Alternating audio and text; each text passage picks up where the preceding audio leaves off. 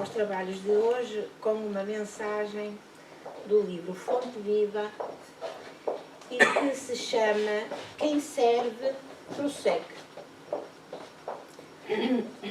O Filho do Homem não veio para ser servido, mas para servir.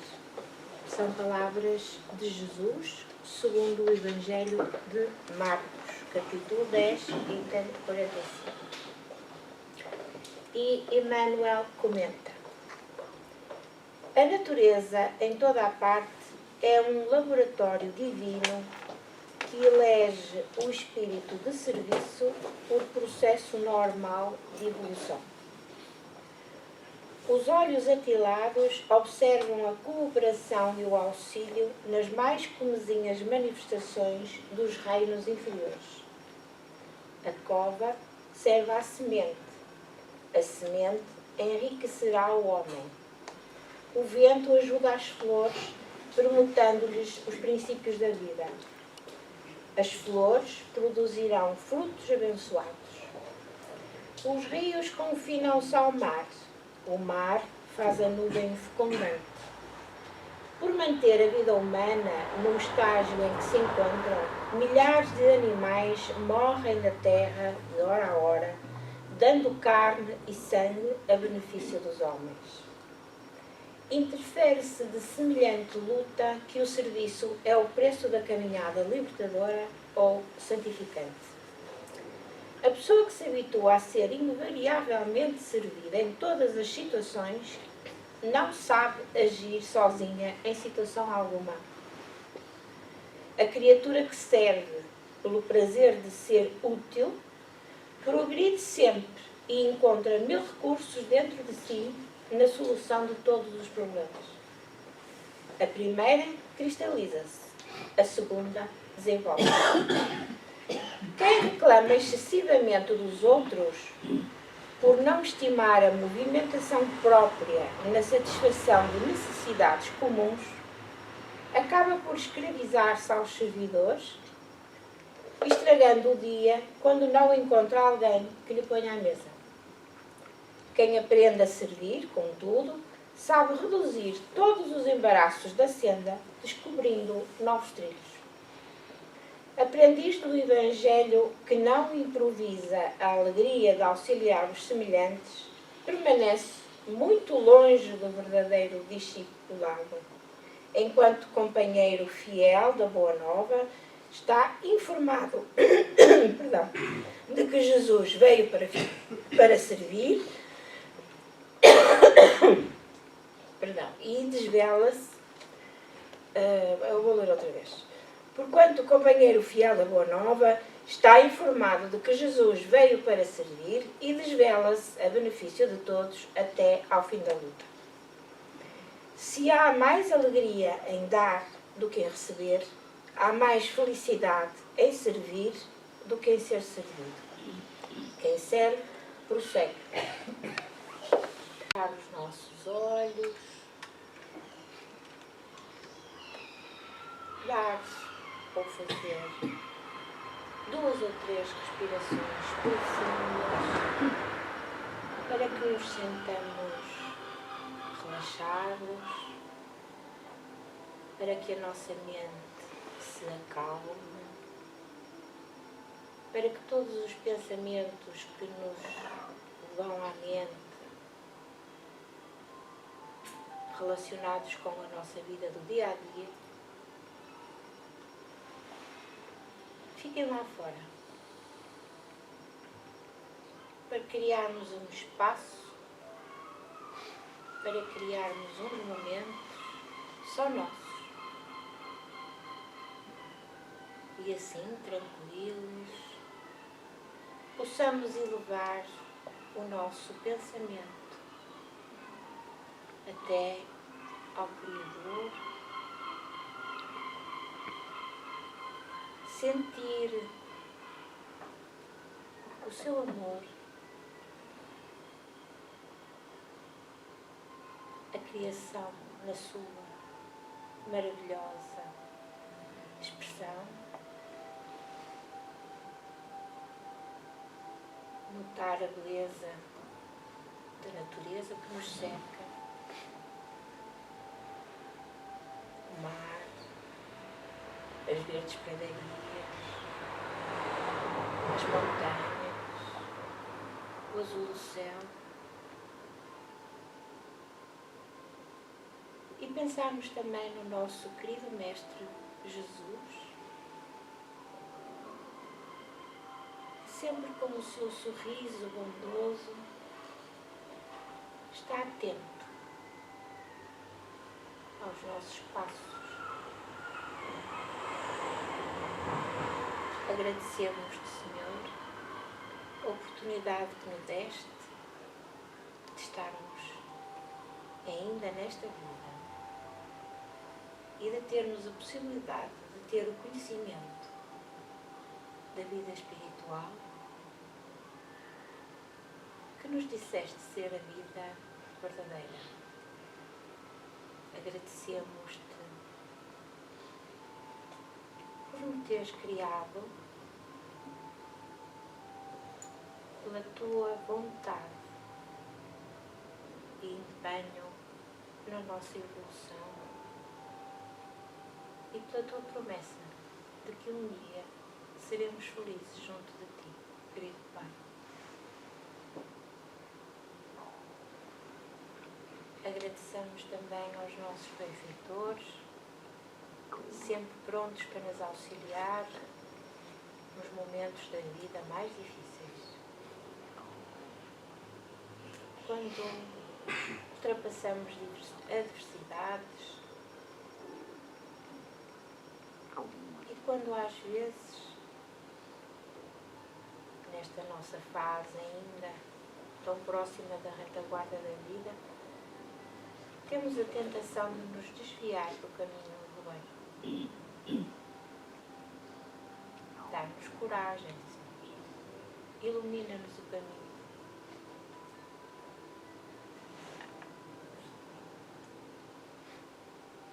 Graças vos damos por tudo, Senhor.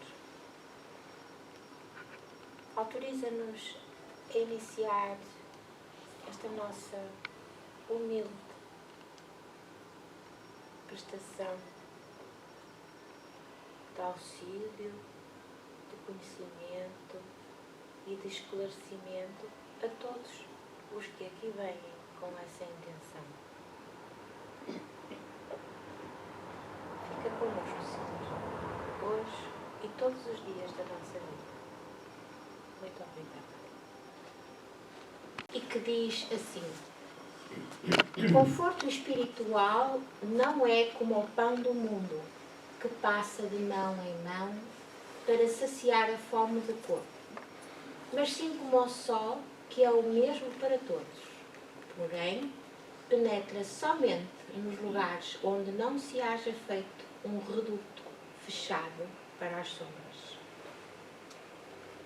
Portanto, cabe-nos a nós não fazer redutos fechados onde o sol que ilumina e que traz todas as possibilidades devidas à misericórdia divina para que nós possamos sempre melhorar-nos e ressarcir os nossos erros.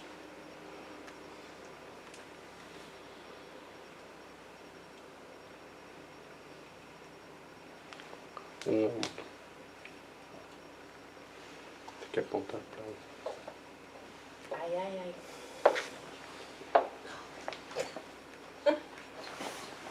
Comigo nunca dá.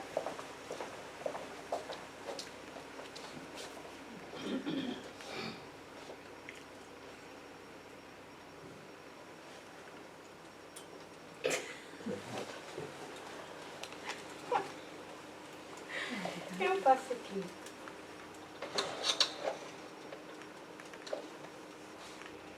Há 2 minutos estava a dar. Exatamente, assim.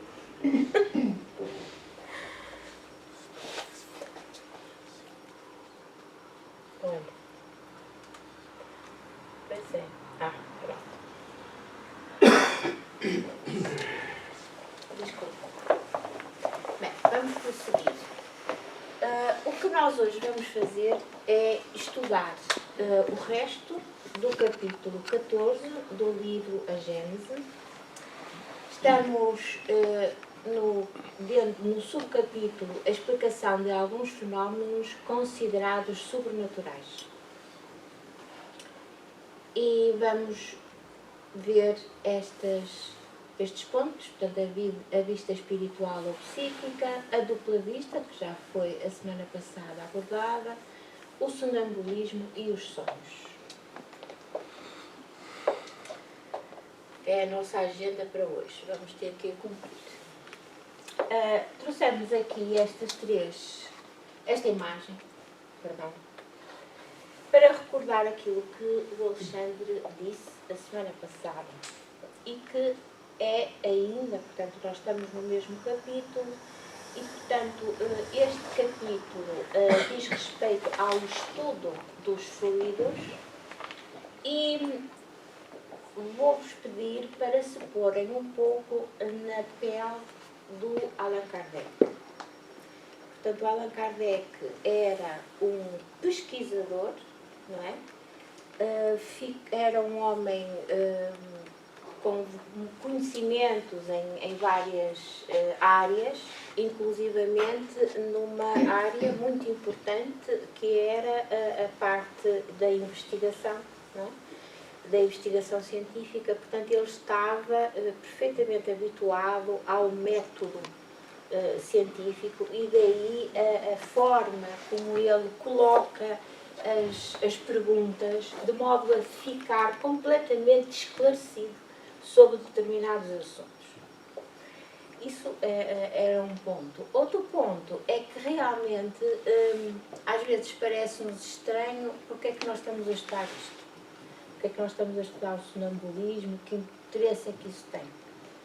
O sonambulismo, o êxtase, a dupla vista, o que é que isso tem na prática, o que é que isso nos interessa? Bom, isso interessa-nos porque, de facto, o que Allan Kardec quer provar é a complexidade da alma. Não é? De facto, a alma tem atributos que nós ainda não conseguimos entender. Não conseguimos perceber. Porque nem mesmo os próprios espíritos sabem explicar, porque nós também não temos linguagem para explicar aquilo que não sabemos. Portanto, as explicações que os espíritos nos dão estão sempre de acordo com o nosso grau de conhecimento. E desenvolvimento moral, obviamente. E nós ainda, ou pelo menos naquela altura de Kardec, mas ainda hoje, não estamos de facto preparados para ouvir determinadas verdades. Portanto, a seu tempo, elas serão explicadas. Portanto, temos aqui o corpo físico e temos aqui o espírito. No espírito reside a consciência. Não é no corpo. Não é num órgão do corpo, num órgão físico, no cérebro, mas está, sim, no espírito, a nossa consciência. Está aqui a tal centelha divina de que falamos, a nossa noção do bem e do mal. Para ligar o espírito ao corpo físico, é necessário que haja o perispírito. O perispírito é, sim, um fluido que é retirado do fluido universal, portanto, de tudo aquilo que nos cerca neste mundo onde vivemos, pelo espírito.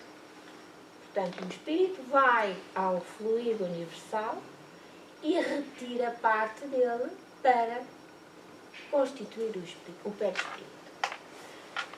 Portanto, o perispírito é formado, lá está a tal dificuldade que nós temos nas palavras, não é? Mas pronto, é assim. É formado por uma matéria que não é igual àquela matéria que nós conhecemos, uma matéria que podemos mexer e que se rege por todas aquelas leis da física que estudamos quando andávamos na escola. Não, é uma matéria diferente, é uma matéria mais sutil e que depende, agora para complicar ainda mais, depende do mundo onde o ser vive. Portanto, aqui na Terra, o perispírito, digamos assim, de nós todos que vivemos aqui, será feito pela mesma matéria, mais ou menos denso, conforme a elevação moral do espírito. Se houver dúvidas, levantem a mão.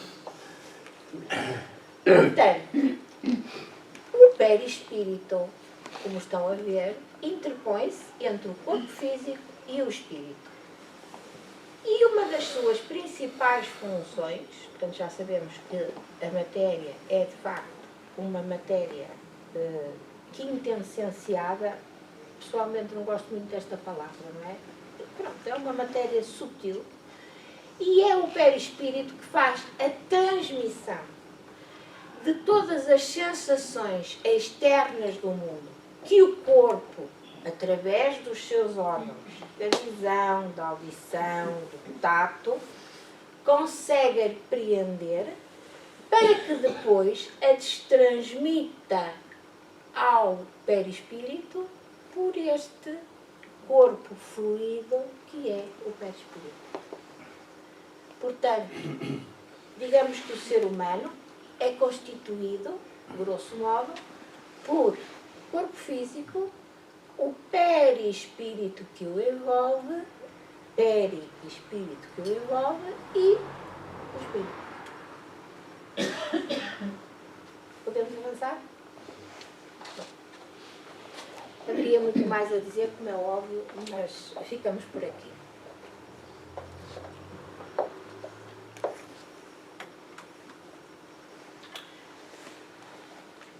Depois desta explicação, vamos entrar, então, no estudo 2, no item 23, capítulo 14 da Gênesis, para quem quiser seguir, e chama, e como vos disse, já atrás, portanto, o Alexandre iniciou este tema. Então vamos continuar. Embora durante a vida o espírito se encontre preso ao corpo pelo perispírito, não se lhe acha tão escravizado que não possa alongar a cadeia que o prende e transportar-se a um ponto distante, quer sobre a terra, quer do espaço. Perdão. Ao espírito repugna estar ligado ao corpo, porque a sua vida normal é a de liberdade e a vida corporal é a do servo preso à glândula. Ora, o que é que isto quer dizer? Quer dizer que, de facto, durante a vida corporal, o perispírito está ligado ao corpo, não é? Mas tem a possibilidade de se afastar do corpo. Vamos lá ver então como. E porquê que o espírito gosta de se afastar do corpo? Porque o espírito, quando se afasta do corpo, vai para uma outra vida espiritual, ter outras vivências, como veremos adiante.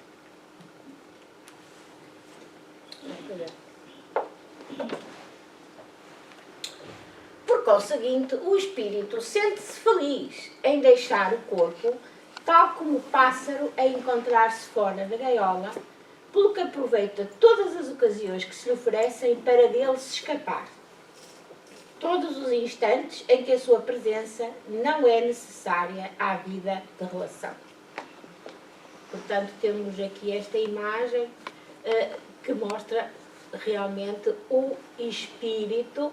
O espírito não anda sozinho, o espírito necessita do perispírito para se, nesta fase de desenvolvimento, para se movimentar, para ter um aspecto, uma forma.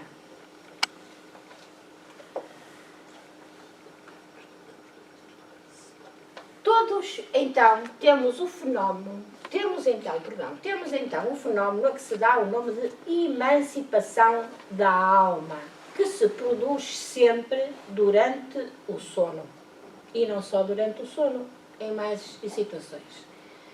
E diz aqui Kardec, de todas as vezes que o corpo repousa e que os sentidos ficam inativos, o espírito desprende-se. Portanto, isto acontece a qualquer pessoa. Agora, o sítio para onde o espírito vai é que varia. E varia exatamente de acordo com a evolução moral de cada um de nós, com a elevação espiritual que nós temos, com as tais vibrações e com os seres com quem nos afinizamos. Certo?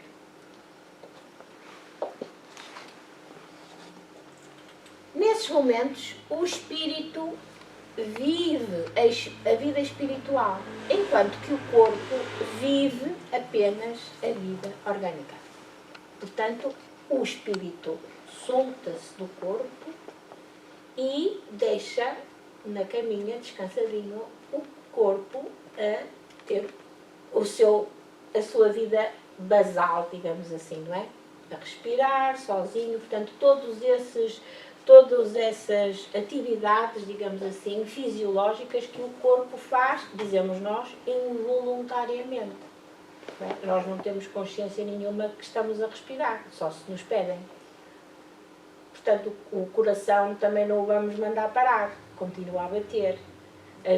O sangue passa pelo corpo, passa por todas as partes do corpo para o irrigar. Portanto, essas funções, digamos assim, que não são voluntárias, mantêm-se. E o espírito solta-se. E a questão que eu vos ponho é, e solta-se assim, sem mais nem menos, fica sem ligação nenhuma ao corpo? O que vos parece? Não. Claro que não. Então, o que é que liga o espírito ao corpo para que este não se desprenda definitivamente? É este laço, o tal laço fluídico que se prende do cérebro do perispírito ao cérebro do corpo físico. E que só se rompe por ocasião da morte. Portanto, quando este laço perde quando há esta desconexão, digamos assim, deste laço, o espírito solta-se e temos a morte que conhecemos. Enquanto o corpo vive, o espírito, a qualquer distância que esteja, vejam bem, a qualquer distância que esteja, é instantaneamente chamado ao corpo físico, desde que a sua presença aí se torne necessária. Portanto, isto é, quando o corpo desperta, não é? Ou outra coisa qualquer, não é? Outra necessidade, a meio da noite, por exemplo, é preciso despertar para atender qualquer necessidade e o espírito rapidamente volta a entrar no corpo. Isto é assim para todos. Mesmo que nós não nos apercebamos, mas isto é efetivamente para todos nós. Alguns até provavelmente já terão sentido que dão até um salto a meio da noite. E isso é curioso, porque é muitas vezes o impacto, não é, do nosso espírito a voltar ao corpo. Portanto, ele volta ao corpo e a vida continua. Vida terrena. Assim se explicam certos fenómenos característicos do sonambulismo natural e magnético, da catalepsia, da letargia, do êxtase, etc., e que mais não são do que manifestações da vida espiritual. Depois, mais tarde, vamos voltar a este tema para explicarmos melhor o que é o sonambulismo natural e magnético, da catalepsia e tal, mas aqui realmente o que importa é esta afirmação de Allan Kardec que diz que isto é tudo natural. Nada disto é sobrenatural. Foi sempre a preocupação que Allan Kardec teve de demonstrar naquela altura, porque era necessário fazer isso, porque ele tinha uma academia de ciências por trás dele que estava permanentemente a negar, não é? Todas as, digamos que todas as experiências feitas por Allan Kardec. Portanto, e de facto eles tinham, essa Academia de Ciências de Paris tinha grande influência no meio científico. E Allan Kardec insistia, tinha por missão explicar que de facto tudo isto era natural. A alma, o espírito, o perispírito, e daí todas estas descrições. Continuamos?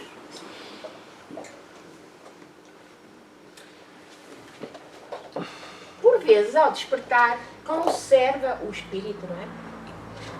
Conserva das suas peregrinações uma lembrança, uma imagem mais ou menos precisa que constitui o sonho. Pode trazer delas intuições, que lhe sugerem ideias e pensamentos novos que justificam o provérbio "a noite é boa conselheira". Nós fazemos isto muitas vezes, não é? Eu não vou tomar agora nenhuma resolução. Vou dormir sobre o assunto. E amanhã, certamente, terei uma resposta. E nós depois, nós profissionais de saúde, dizemos, ele agora fica com aquilo no subconsciente, e depois, não é? Mas não é. De facto, não é. Nós ficamos com esses problemas e depois, na fase de desprendimento do espírito, vamos muitas vezes ter com os nossos benfeitores, com outro tipo de espíritos, que nos dão orientações. Imaginem explicar isto a senhores que estão numa academia de ciências. Diga, por favor. Vai ter que falar um bocadinho mais alto. Eu tenho uma dúvida com relação a isso. Nesse processo de desligamento do espírito do corpo, por exemplo, durante o sono, o que pode-se falar sobre os sonhos que temos? Eles têm a ver com os conflitos vividos? Desculpa interrompê-la. Vamos prosseguir e depois, no fim, vai ter a resposta. Se calhar nem vai necessitar de fazer essa pergunta, está bem?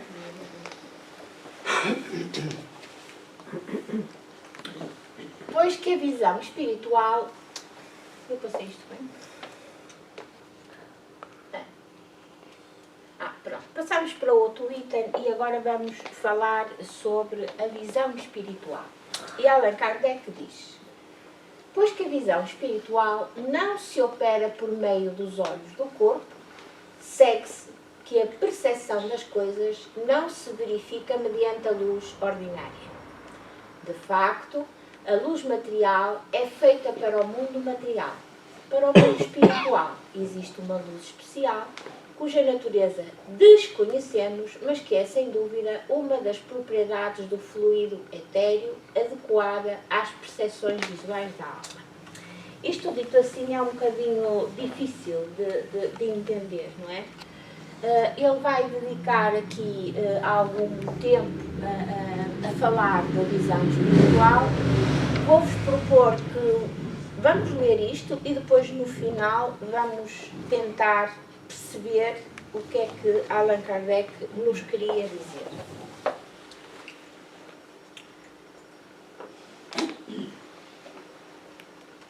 Há, portanto, luz material e luz espiritual. Daí não temos dúvidas, não é? A luz, obviamente, no plano terreno tem que ser diferente da luz no plano espiritual. A primeira, que é a luz material, emana de focos circunscritos aos corpos luminosos. Estamos a falar de quê? Do sol, de lâmpadas, de tudo aquilo que de facto foi feito para dar luz, para iluminar. A segunda, que é a luz espiritual, tem o seu foco em toda a parte. Tal a razão, porque não há obstáculo para a visão espiritual, que não é embaraçada, portanto, não deixa de aparecer, não desaparece pelo facto de ser distante, nem pela opacidade da matéria, não existindo para ela a obscuridade. Portanto, a visão espiritual tem estas características. Distância, podemos ver à distância. A matéria não constitui uma barreira. A visão espiritual vê para além da opacidade dos objetos e para ela não há trevas, não há obscuridade. O mundo espiritual é iluminado pela luz espiritual, que tem seus efeitos próprios, como o mundo material é iluminado pela luz solar. Portanto, no fundo, aqui o que difere é o tipo de luz, não é? De resto, a iluminação é a mesma. Continuemos. Para percebermos então um pouco melhor esta visão espiritual, fomos procurar no livro do Livro dos Espíritos o que é que Allan Kardec diz sobre a visão espiritual. E então, nas notas a esta questão, 257, Allan Kardec explica: no espírito, a faculdade de ver é uma propriedade inerente à sua natureza e reside em todo o seu ser. Ora bem, enquanto que nós, corpo físico ou espírito encarnado, vemos através dos nossos órgãos especializados na visão, certo? Os olhos, o nervo óptico, aquela coisa toda que vai até ao cérebro, não é? Vemos e interpretamos as imagens, portanto, de uma forma circunscrita. Se nós não tivermos esse órgão a funcionar, deixamos de ver, pura e simplesmente. Outra coisa que também nós, como espíritos encarnados, como seres humanos, no escuro também não vemos. Mais ainda, eu não vejo para além daquela parede. Eu não vejo para além, eu não vejo a rua daqui. Porque ela tem ali aquela parede, não é, que está tapada e eu não vejo. E espero que os senhores também não vejam, mas seria livre. Pronto, portanto, isso é o que nos distingue dos espíritos, que têm outro tipo de propriedades, que a visão tem outro tipo de propriedades. Agora vamos lá continuar a ler. Portanto, já vimos que no espírito é uma propriedade inerente à sua natureza e que reside em todo o seu ser. É uma espécie de lucidez universal, que abrange simultaneamente o espaço, o tempo e para a qual não há trevas. O espírito vê mais distintamente porque a sua vista penetra onde a do homem não pode penetrar.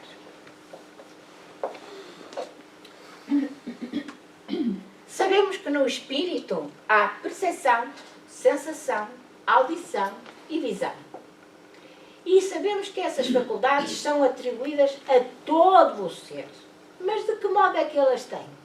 Isso agora é que era. Ninguém sabe. Ninguém sabe. E os próprios espíritos nada nos podem informar sobre isso, porque a nossa linguagem é inadequada para exprimir ideias que não temos. Portanto, ficamos assim.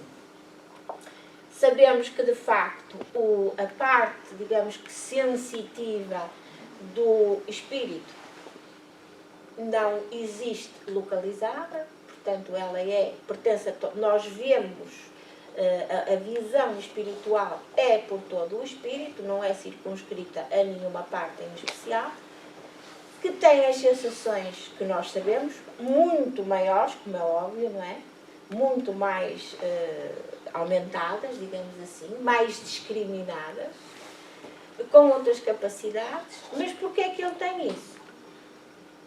Ainda não é a altura de sabermos. Voltemos então à Gênese. Estamos agora no item 25 e Allan Kardec diz: assim, envolta no seu perispírito, a alma tem consigo o seu princípio luminoso. Penetrando a matéria por virtude da sua essência etérea, não há para a sua visão corpos opacos. Foi o que acabamos de explicar, certo? Outra nota que também convém explicar e chamar a atenção é que Allan Kardec muitas vezes fala do espírito e da alma, como se fossem a mesma coisa. E nós estudamos no início, logo no livro dos espíritos, que a alma é o espírito encarnado, não é? Stricto sensus, a alma é o espírito encarnado, não é? Mas Allan Kardec tanto fala do espírito como da alma, fazendo disso sinónimo. Pronto, portanto, se houver alguma complicação, já sabem. Portanto, a vida espiritual não é idêntica para todos os espíritos, como praticamente todas as qualidades, todas as nossas características espirituais não são iguais para todos os espíritos. Porquê? Porque depende da nossa elevação moral, do nosso conhecimento, do nosso desenvolvimento, não é? E, portanto, só os espíritos puros possuem esta vista espiritual em todo o seu poder.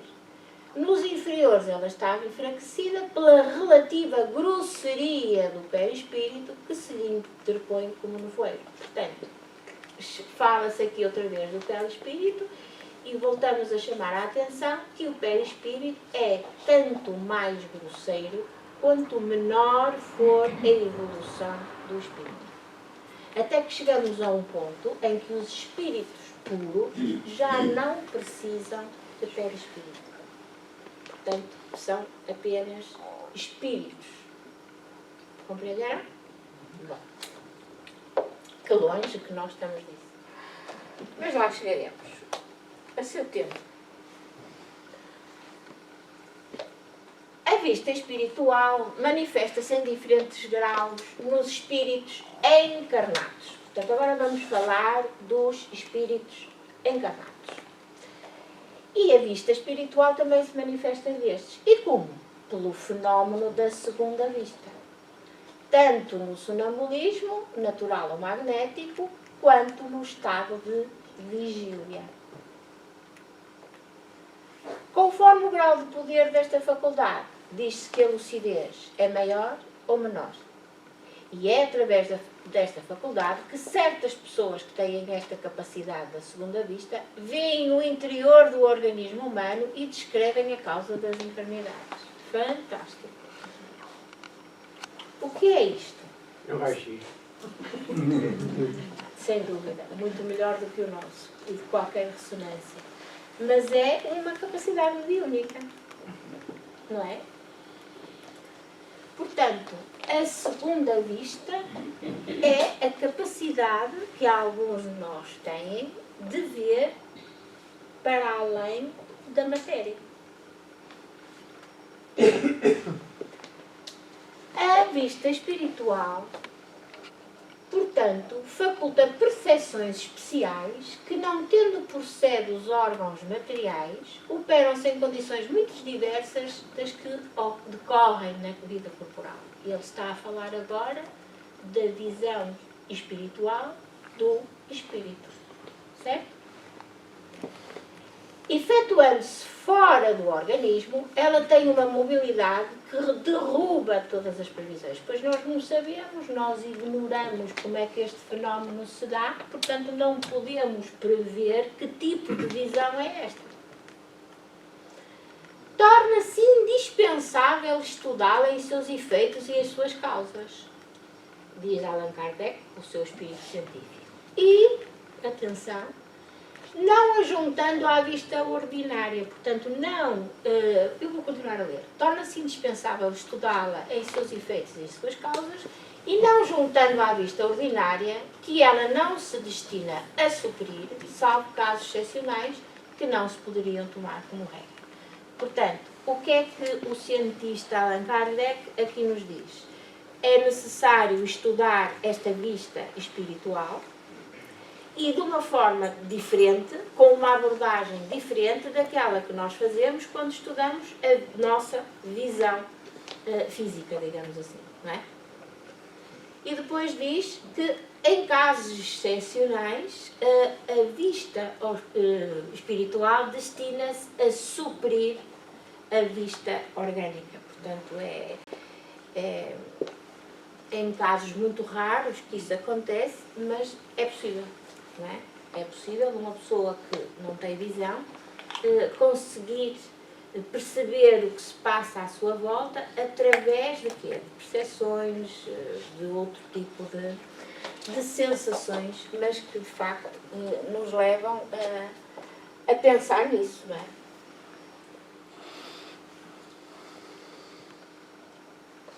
Necessariamente incompleta e imperfeita é a vista espiritual dos espíritos encarnados.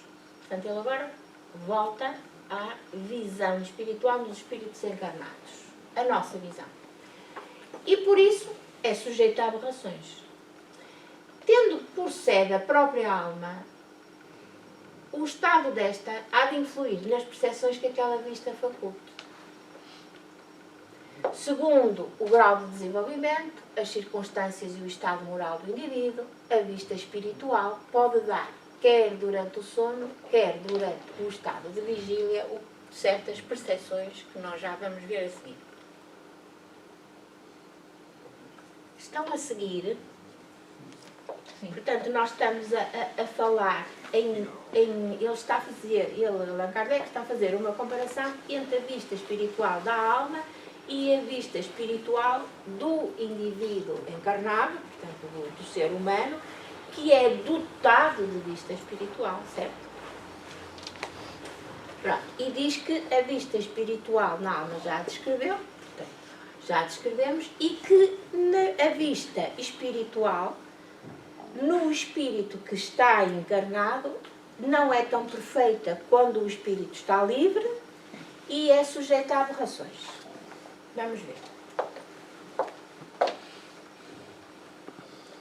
Primeiro, a percepção de certos factos materiais e reais que ocorram a grande distância, os detalhes descritivos de uma localidade, as causas de uma doença e os remédios convenientes. Portanto, isto é o que o espírito, a visão espiritual de um indivíduo encarnado consegue percepcionar.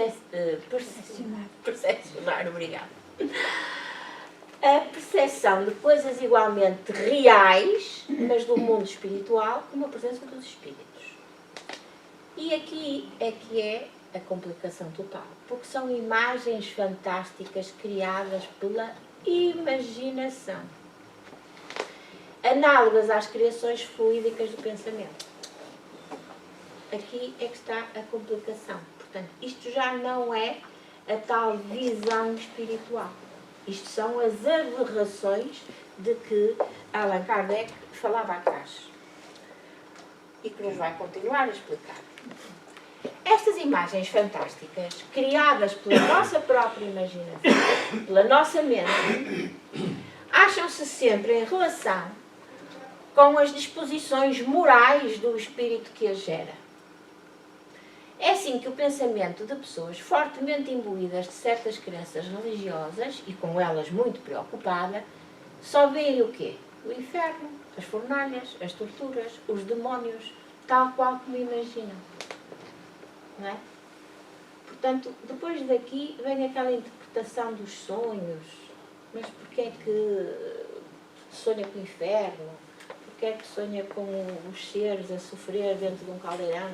Quer dizer, tudo isto são imagens que não existem, não é? Como todos nós sabemos, e que são criadas pela nossa imaginação, mas que torturam efetivamente quem assim pensa. continuemos. Às vezes é toda uma epopeia. Os pagãos viam o Olimpo e o Tártaro. Não é? O Olimpo era aquele monte maravilhoso com os deuses e o Tártaro é o correspondente ao nosso inferno. Como os cristãos veem o inferno e o paraíso. Portanto, tudo isto não são produto de vista, de visão espiritual, mas sim produto de criações da nossa própria mente. Certo?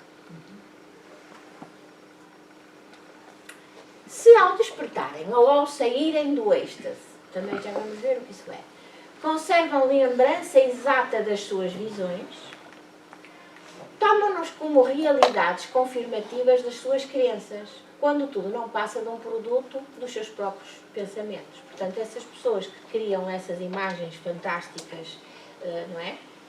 Depois, no fim de manhã, ao acordar, de manhã ou no sítio qualquer, quando acordarem do seu sono, conservam uma lembrança dessas visões e ainda ficam mais convencidos que aquilo em que acreditam é verdade. Pronto. Cumpre que se faça uma distinção muito rigorosa nas visões estáticas antes que se lhe dê crédito. Está bem? No sentido, outra vez, a chamar a atenção. A tal propósito, o remédio para a excessiva credulidade é o estudo das leis que regem o mundo espiritual. Portanto, não vamos acreditar nesses sonhos como se fosse uma interpretação, perdoem-me a expressão, do outro mundo, que algumas pessoas nos querem fazer sentir, mas nós, com o nosso conhecimento, percebemos que isso não é possível. Não é? Porque nada destas imagens de céus e de infernos, de fornalhas e de gente a arder, não existe. Há uma questão? Não. Os sonhos propriamente ditos apresentam as três características das visões espirituais que nós já falamos atrás. Às duas primeiras categorias pertencem os sonhos de previsões, de pressentimentos e de avisos. Não é? Lá está. Realmente a forma que muitas vezes os nossos benfeitores nos intuem durante o sono, o desprendimento do espírito, o nosso espírito vai ter com outros espíritos, muitas vezes com os espíritos benfeitores, que nos dizem, que nos dão instruções, que nos organizam, não é? Até o pensamento. E muitas vezes nos dão ideias que, quando acordamos, nós estamos completamente convencidos que são nossas. Não são vindas dos espíritos. E refere-se ainda aos sonhos das criações fluídicas do pensamento. Pode-se deparar com a causa de certas imagens fantásticas que nada têm de real com relação à vida corpórea, mas que apresentam, às vezes, para o espírito uma de realidade tal que o corpo lhe sente o contra-choque, havendo casos em que os cabelos embranqueceram, sob impressão de um sonho. Posso-vos contar que isto aconteceu com um doente meu. E ficamos todos espantados quando no dia seguinte fomos observar o doente e o doente estava com o cabelo branco. E nenhum de nós conseguiu dar uma explicação. Porque é que este senhor ontem tinha o cabelo normal e hoje de manhã acorda com o cabelo branco? E foram precisos não sei quantos anos para eu encontrar aqui esta explicação.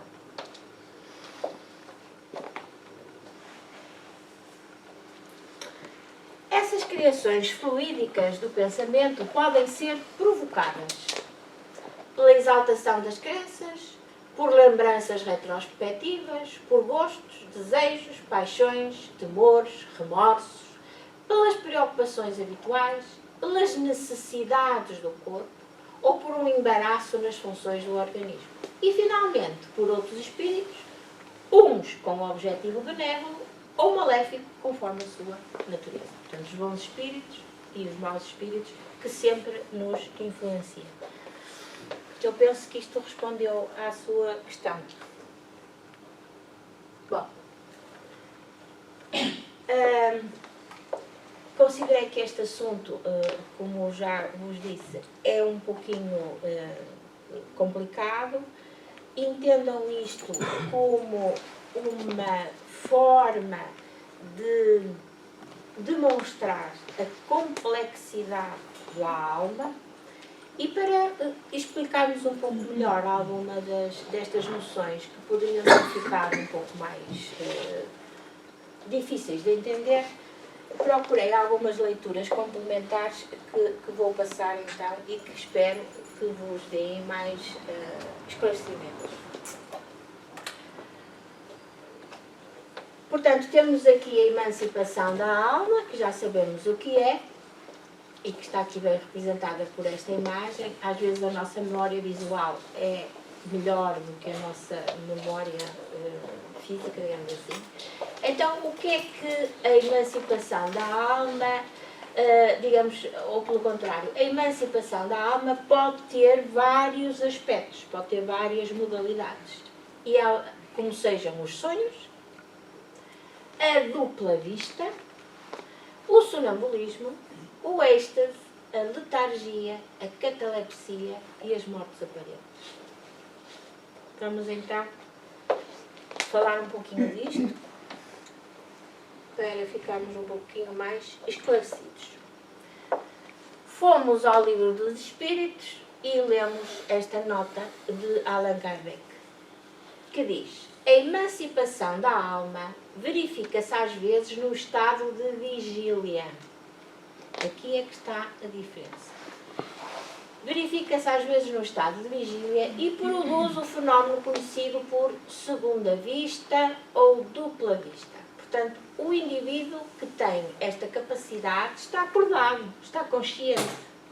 Vigília é uma das fases da consciência. E, portanto, ele aqui está consciente do que se passa à sua volta. E diz Kardec, é graças a esta faculdade que quem a possui vê, ouve e sente além dos limites dos sentidos humanos. E no momento em que o fenómeno da segunda vista se produz, o estado físico do indivíduo modifica-se. E nós podemos ver isso na sua própria fisionomia, no seu olhar.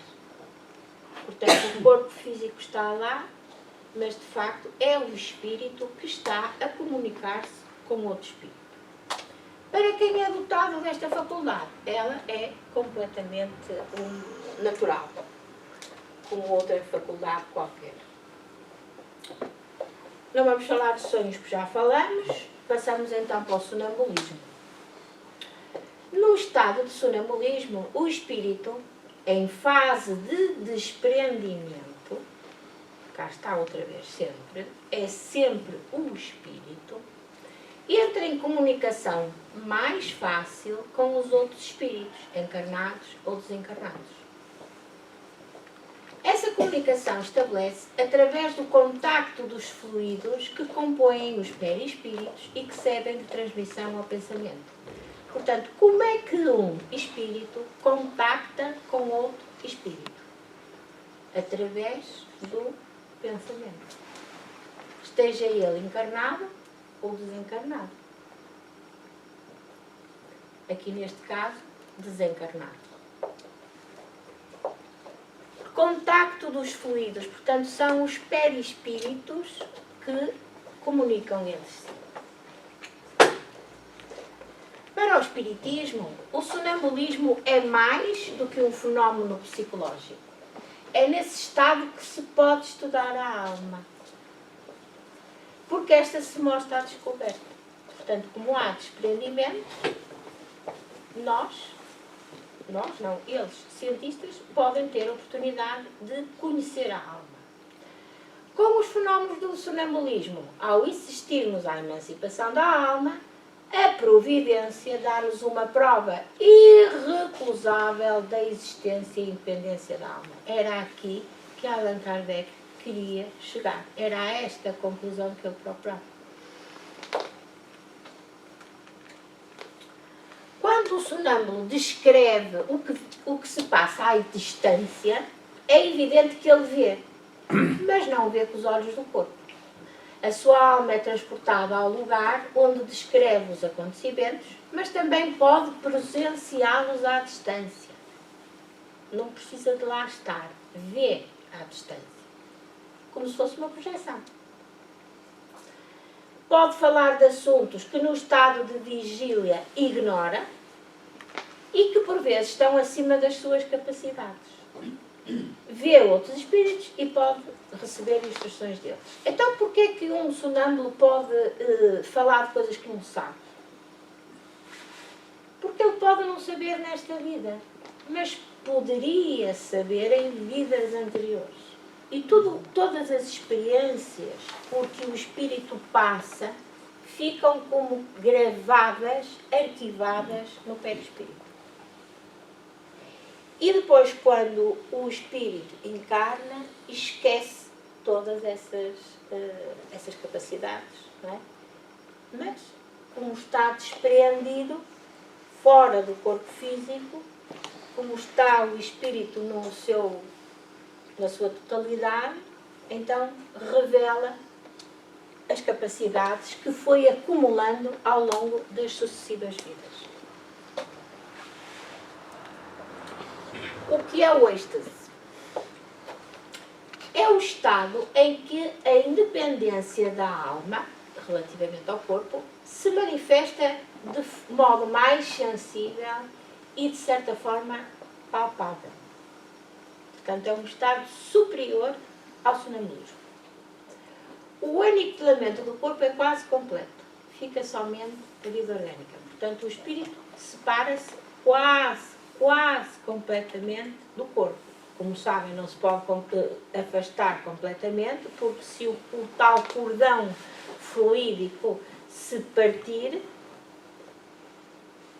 surge a morte. Sente-se que a alma lhe fica presa por um fio, que o mais pequeno esforço quebraria sem remissão. Portanto, não havia depois como tornar. Num estado de êxtase, desaparecem todos os pensamentos terrestres. O espírito tem um sentimento apurado que constitui a sua própria essência. Mas vejam que bem e que bonito. Ao estático, invade o indefinível bem-estar, encara a vida como uma paragem momentânea e tem a noção da eternidade. Goza antecipadamente da beatitude celeste. Só por isto já valia a pena.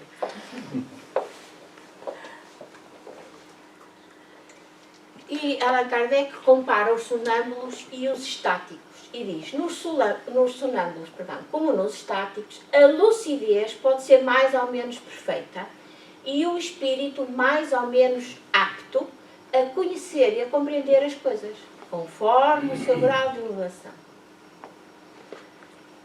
E aqui vem outra vez a necessidade de, como cientista, abordar todas as situações de uma forma global. Não há bela sem senão. Muitas vezes a exaltação, porque eles ficam de tal maneira excitados, que lhes perturba a lucidez. E as suas revelações são um misto de verdades e erros. E isto é muito importante. E reparem, né, isto são tudo lições que Allan Kardec nos vai dando. E nós temos que reter isto. Porque se vemos alguém num estado de grande exaltação, não é? Num estado transcendente, nós acreditamos de uma forma pueril em tudo que esse indivíduo nos diz. Mas não nos podemos esquecer disto. É que eles às vezes entram num estado de exaltação tal que podem ser influenciados por espíritos benévolos e outros mais inferiores. Essa exaltação, quando não é reprimida, e não é reprimida por quem a tem, é sempre uma causa de fraqueza. E os espíritos inferiores aproveitam-se dela para dominar o estático, assumindo aparências que ainda mais o ligam a ideias que têm no estado de vigília. Portanto, este é um aviso. Cabe-nos julgar friamente e passar as revelações pelo crivo da razão, como sempre, não é? Portanto, são os nossos conhecimentos é a nossa capacidade de análise que nos vai dizer, não, isto faz sentido, esta mensagem que estamos a receber por este indivíduo, faz sentido ou não faz? É útil? Porque as mensagens, quando recebidas pelos espíritos superiores, têm sempre um caráter de utilidade, como todos nós sabemos. Estamos a chegar ao fim. Vamos falar então da letargia, da catalepsia, das mortes aparentes.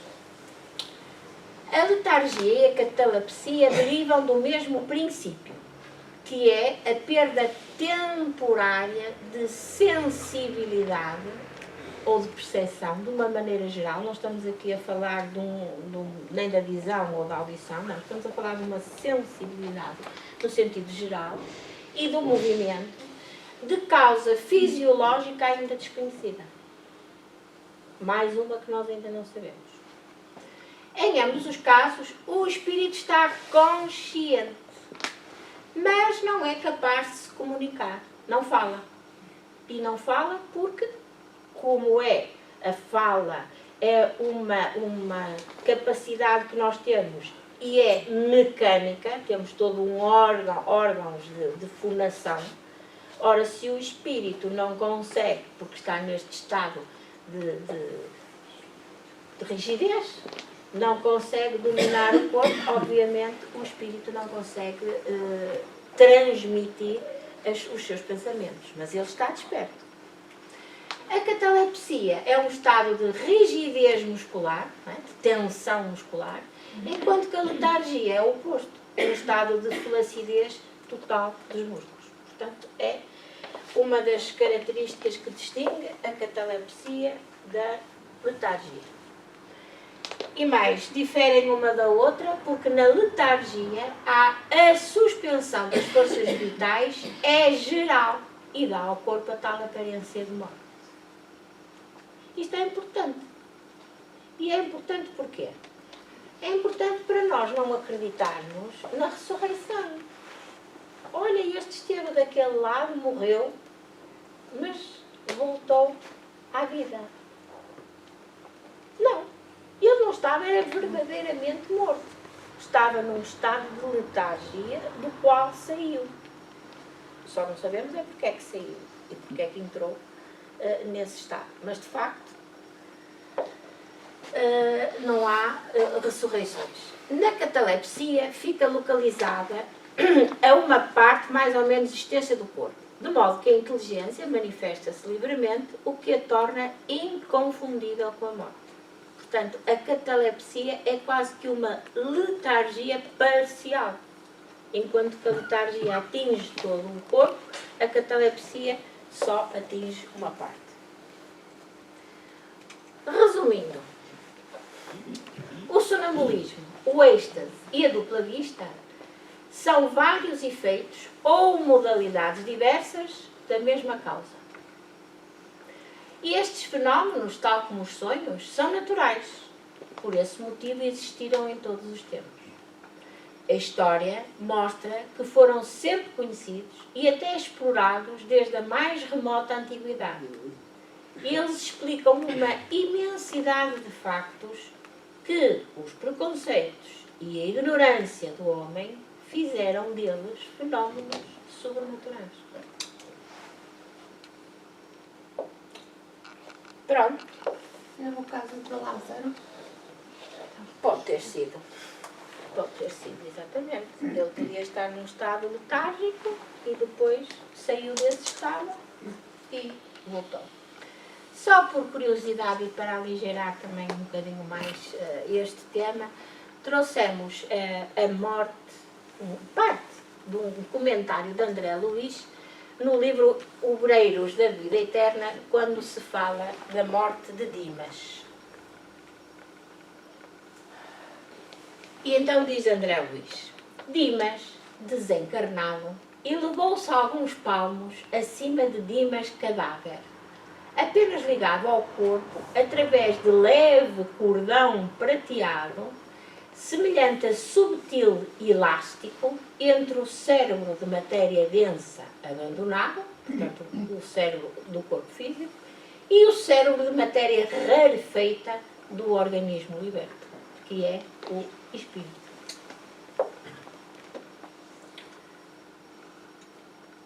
Tive a nítida impressão de que através do cordão fluídico de cérebro morto ao cérebro vivo, o desencarnado absorvia os princípios vitais restantes do campo fisiológico.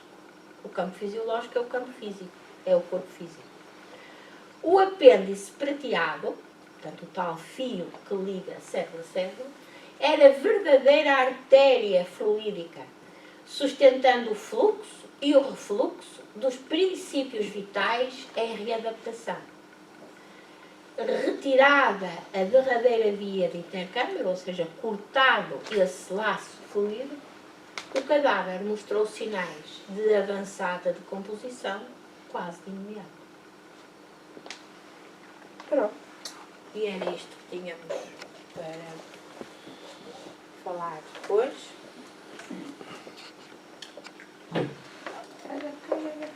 O que é que cai? Mas é o castigo. Têm alguma dúvida agora? Alguma questão que queiram pôr? Ou argumentar? Sim, diga, por favor. No caso da letargia, da epilepsia, pode ser a mesma coisa que a paralisia de sono? Não, são diferentes. São coisas diferentes. Completamente diferentes. Poderiam ser fenómenos parecidos e dar um nome? Não. A paralisia vem mais à frente, descrita também ainda neste capítulo, mas já era muita matéria para darmos hoje. E é diferente. É diferente. É. Pronto, então ficamos por aqui. Vamos então encerrar.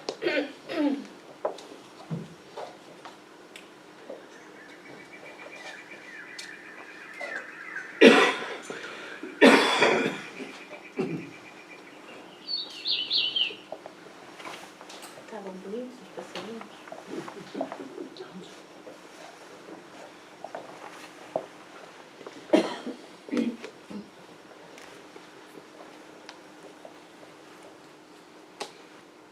Agradecemos-te, Senhor, estes momentos que nos deste, em que a nossa alma, o nosso espírito, pôde ficar elucidado, porque lhe foram revelados mais alguns conhecimentos tão úteis para a nossa vida terrena e espiritual. É imperioso o nosso desenvolvimento moral, a nossa transformação íntima, para que possamos, passo a passo, juntar-nos a Ti, Senhor. A Tua imensa misericórdia e bondade assim nos fez como criaturas para sermos perfectíveis. Deste-nos todos os instrumentos, tiveste a grande bondade de trazer até nós, Senhor, o nosso querido Mestre Jesus, que é o nosso modelo. E é nele que nos apoiamos. Obrigado, Senhor. Pedimos-te, aproveitando esta oportunidade, que tragas o conhecimento, o despertar das consciências à maior parte dos seres que habitam a Terra, Senhor. Para que se faça a paz, para que a harmonia surja do modo geral, que atinja todo o planeta e todos os seres vivos que nele vivem. Para se restabeleça a maravilhosa terra que nos deste como casa, Senhor. Ajuda também, pedimos, todos aqueles que sofrem, seja no plano espiritual, seja no plano material, e para que não percam nunca a fé e a esperança. Auxilia-nos, Senhor, no nosso dia-a-dia, no ultrapassar das nossas dificuldades, no auxílio àqueles que nos cercam, de modo a que todos juntos possamos evoluir e estar mais próximos de Ti.